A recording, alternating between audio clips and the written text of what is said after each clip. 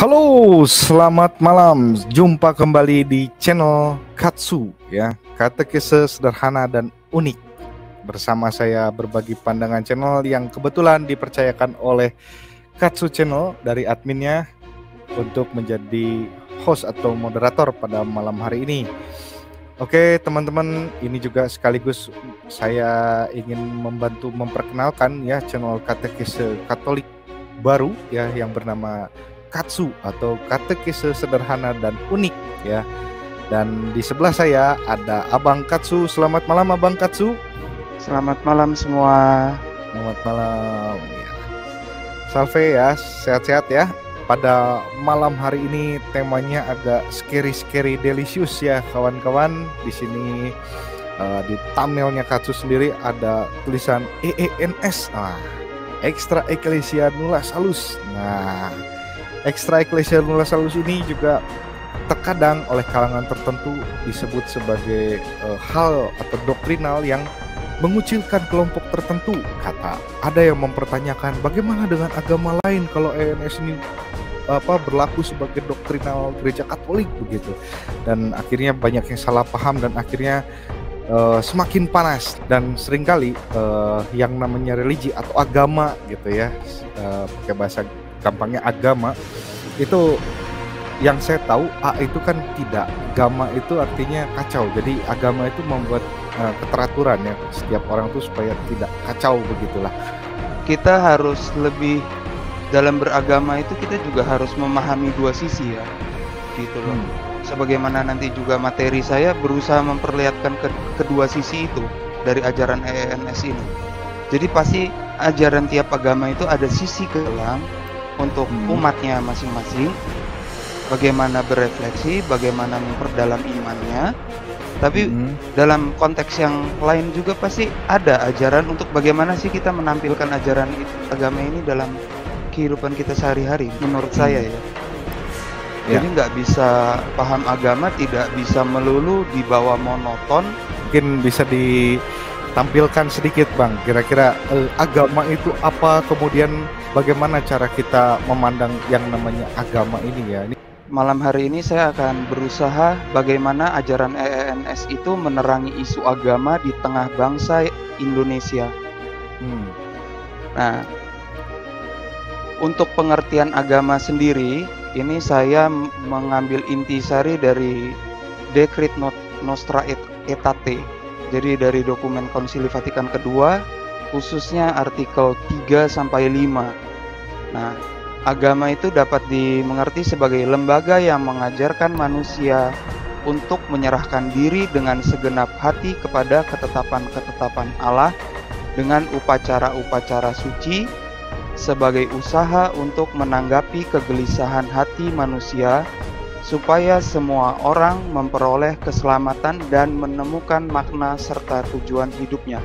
Nah, kalau membahas tentang isu agama, pasti ujung-ujungnya adalah klaim tentang siapa yang akan masuk surga, siapa yang akan tidak masuk surga, dan tiap agama tuh punya versinya sendiri-sendiri ini Bang kan. Dari konteks sejarahnya dulu ya Pak ya. Ini kita bisa lihat di slide kita. Pertama saya hadirkan dan memang secara eksplisit gitu ya, maksudnya benar-benar ditulis Extra Ecclesiam Nulla Salus itu oleh pertama adalah Santo Cyprianus dari Kartago. Dia itu hidup tahun 210 sampai dengan 249 Masehi. Jadi ketika Santo Cyprianus dari Kartago itu menulis Extra Ecclesia Nulla Salus ini, dia itu sebenarnya ingin membedakan baptisan yang sah dengan yang tidak sah. Jadi saat itu ada kaum bidat yang timbul pada masa hidupnya Santo Cyprianus ini memaksakan bahwa baptisan yang dimiliki kaum bidat ini juga sah gitu loh. Dan secara tegas Santo Cyprianus menegaskan tidak, di luar gereja tidak ada baptisan yang sah, maka di luar gereja tidak ada keselamatan. Itu harus dimengerti dulu dalam konteks itu ya, Santo Cyprianus bicara jadi. Oke. ya. Nah, kemudian tokoh kedua yang saya hadirkan ialah Origenes dari Alexandria. Dia hidup tahun 185 sampai 253 Masehi. Nah, kalau tokoh yang kedua ini tidak secara langsung nulis Extra Ecclesia Nulla Salus, tapi dalam homili mengenai Joshua, dia itu kurang lebih menegaskan hal yang sama, bahwa baptisan yang sah adalah baptisan dari gereja Katolik. Tapi nuansanya lagi itu agak sedikit berbeda. Nuansanya justru pada saat itu orang-orang mau melepaskan diri dari gereja Katolik, ikut ke ajaran bidat, ajaran sesat yang ada saat itu. Gitu. Itu konteksnya. Jadi kita masih lihat ya, antara Santo Cyprianus sama Origenes ini konteksnya itu karena pembaptisan. Satu, yang kedua ditujukan untuk orang Katolik, orang yang sudah mengenal Kristus, umatnya sendiri.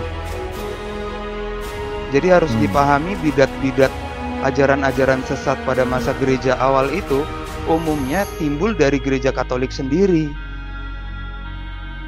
Maka pernyataannya begini, di luar gereja Katolik tidak selamat. Karena ajaran sesat itu biasanya mereka yang sudah mengenal Kristus dalam gereja Katolik, dan nantinya mereka keluar dari gereja Katolik mendirikan ajaran sesat itu. Tokoh yang ketiga itu Santo Irenaeus dari Lyon, hidup tahun 130 sampai 202 Masehi.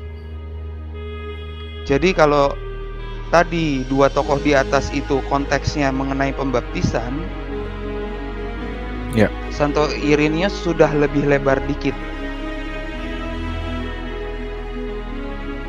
Santo Irenaeus menegaskan bahwa orang-orang itu tidak perlu mencari kebenaran di luar gereja, karena di dalam gereja sudah terdapat harta yang diwariskan oleh para rasul mengenai kebenaran.